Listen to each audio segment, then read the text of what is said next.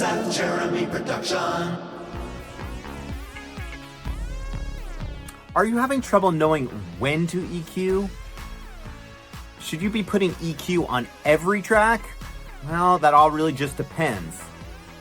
When or what to EQ should really be decided when you want to either boost or get rid of a particular part of the sound rather than pushing the whole level of the sound down.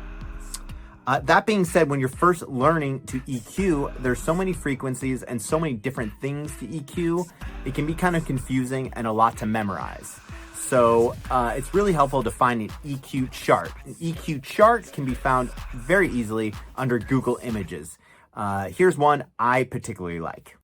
When you're first learning, just print this EQ chart out and put it on your desk. Therefore, whenever you have questions, you just have easy access to the questions.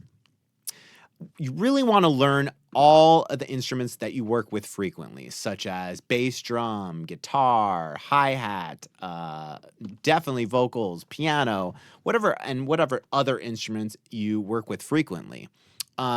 When learning these instruments, you're going to see that you have the whole EQ frequency spectrum down here, as well as all the range of every instrument, which is really, really helpful. But when you're learn the characteristics of each instrument, such as where the rumble is, where the thump is, where the warmth is, where the sibilance is. Even the air is really, really important. Such as when you're learning the bass drum, you learn that the thump, or the bottom end of the bass drum, the one that you feel outside of the club or out here from far from a car, is around 80.